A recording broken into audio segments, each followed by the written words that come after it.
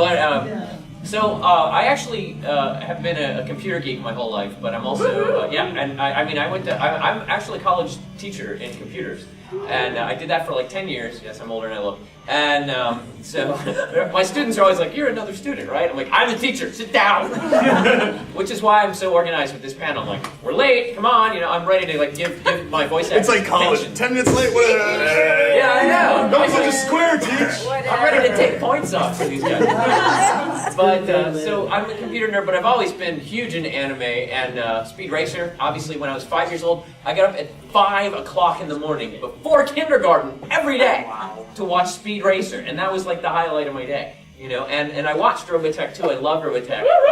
So you got to school when you were in kindergarten. You're like, man, the rest of the day is just gonna suck. Like, teach with Robotech. Whatever, teach. But no, I actually had 2 girlfriends in kindergarten, which Pill. yeah, and then like the rest of my school, no girlfriends, like all the way through high school, nothing. But I had 2 girlfriends in kindergarten. But this has nothing to do with voice acting. All right. Informative nonetheless. Yes. Yes. So when I was a kid, my mom did Amway, and she got this tape recorder where you listen to, I don't know, some boring person talk about Amway, right? You know what Amway is? Amway Global. Yeah, so my mom did Amway. And there'd be these tapes like, and then, whatever. So my mom quit, and I took the tape recorder. And I recorded over all the Amway. And I made up my own shows. I got my friends, and we did the news, and we made up our own TV programs. Of course, there's no video, but we did that. And we just made stacks and stacks, and I brought in all my friends and everything, so we had our own shows. And so I've always done this. I've done like theater. I made my own short films on the East Coast, where I'm from. I moved here from North Carolina. So high. All right. Well, congratulations. I love North Carolina, but came from named after Kitty Hawk, North Carolina. right, and then there's USS North Carolina. But I digress. So anyway, I decided I was single. I was teaching in North Carolina, and I said I could do anything I want. I was thinking I could be the computer guy in a cruise ship. Okay, I could move to Europe and teach. I could go to LA and pursue my crazy idea of being musician actor. And so all these things started to come together, and I felt like I was supposed to come out to LA. It was like fate, So I come out here. The first week I'm out here, I get a film part in Walter Koenig's film. It was Chekhov from Star Trek, if you're familiar with him. And then I kind of know a friend of mine who has a studio, and he invited me to come in and do voices for Hellsing. And I was like, yes, and yes. I was like, are you kidding, right? I just moved here. So I got in there, and it was kind of, it wasn't, you guys know what Walla is? Yes. Yeah. Okay, everybody's like, yeah. You guys, I'm not asking you. Are you signing a banana? Yeah. Come up with merchandise. Scandalous gonna things that sign get mixed it. down in the. It's biodegradable. I can't find my wallet. We're all signing it. I'm sorry. There's one deal for each person. You have to do something while I tell myself, but I never got to tell this story before, so I'm telling it. So I got to go in there, and then it was kind of Walla. There was a bunch. Look, if you've seen Hellsing, everybody dies. So I was like 38 people who died in this episode, and most of it was like. And near the end, Taliesin, the director, was like, I guess he decided to be nice. He's like, you know what? You could be this one guy, and he's the in OVA number 3. You guys don't even care. We're listening. There were 38 guys who got this. We're signing this banana! You act like you've never signed a banana. It does have a certain appeal. So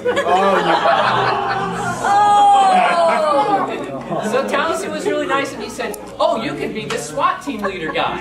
You haven't done too many. I'm like, oh, great. So he had like 5 or 6 lines, but he's like an important guy because he leads the team that's supposed to assassinate Hellsing, or Alucard.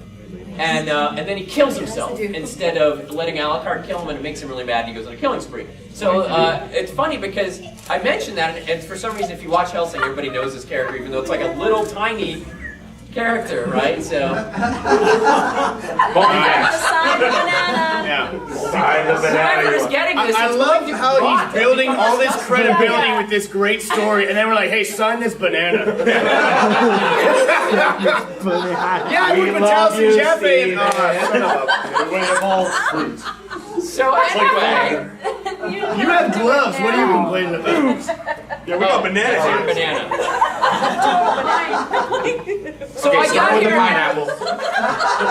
Don't smoke that. In my first 2 weeks, I had a voice acting role in Helsing, and I was like, oh my gosh, this is so cool! And then 2 years of nothing.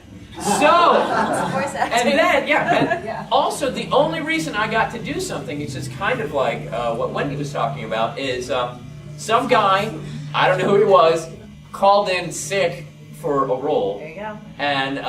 And the director's scrambling, who do you know? And it was Towson, and he forgot who I was. He called me up, Stephen Weese there, you know, I'm like, hey, yeah, remember me? I'm sorry, who are you? So I was like, It was before noon. Yeah. You gotta cut him some slack. so anyway, but he's like, can you come in? I'm like, yes. So I'm like, not going to work today, bye. And you know, went in, and so I get to do a whole bunch of lines for a video game, which I'm not allowed to talk about yet, which is, you know, the way it works. But a whole bunch of lines for this thing because someone wasn't there, and I was really excited. And at Wendee reminded me another moment. I did take the Bang Zoom class not long after I got here, and Tony Oliver was teaching it.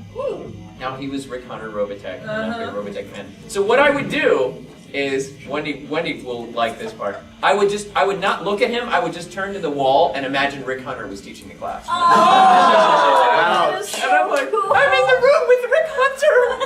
I'm telling. So, yeah, because you know, the voice he used for the anime was pretty much his own voice. Yeah. So just a little higher pitched or whatever, but it was amazing. So I was really like, oh my gosh, my friends from home would never believe me. I'm in the same room with Rick Hunter. You know, so I'm still a fanboy, and I'm still trying to get in, and it's hard. And I got a demo. I'm working all the time on trying to get in. You know, networking. I know lots of people, and it still doesn't help a lot. It's just hard. And LA is, you know, not. We don't have as much out here now as we used to, right? For voicing. Well, So a lot of it's Not as much Funimation, anime. Texas. well, Yeah, here- anime here's went down. yeah, it's. I mean, and I thought we'd get into the sad part later, but it's like, yeah, anime as far as being dubbed into English, and you know, I think you guys would agree with me to a point. Like, it's. If it's not a dying industry, it's definitely having some trouble right now. I mean, I remember I was telling somebody the other night how when I was, you know, they're having to cut production costs any way they can. I'm buddies with Kyle Aber, and I drove up to, because I had a gig out in the West Hollywood area. I think it was for Pain. And I was like, hey, Kyle, I'm done with my session. You still at yours? He's like, yeah, I'm still just wrapping up over here. I'm like, cool. What studio you at? He's like, I'm not at a studio. You said you're voicing an anime. He's like, yeah, we're doing it on a handy cam in his closet. I'm like, so I guess I'm buying the pizza. Is that it? Are you working? Right. Yeah. I think the anime bubble. I mean, the good part is I think that the anime industry, at least on the West Coast, had its own like bubble burst before the general economy. So Sure. it sucked for us, and then it sucked for everybody. But at least Yeah. we were already a couple of years into the sucking. The recession's a huge part of it, and also distribution. Like when I got started, this was about 2000 with anime and stuff like that. Funimation had just cracked down on all the fan subbers. That way, the market wasn't as saturated for them to produce the DVDs with the Japanese track for Dragon Ball Z and Yu Yu Hakusho and all the other ones. But then what happened? So that, you know, and they made buku overtime selling like, you know, 3 episodes for $20 or whatever it was back in the day.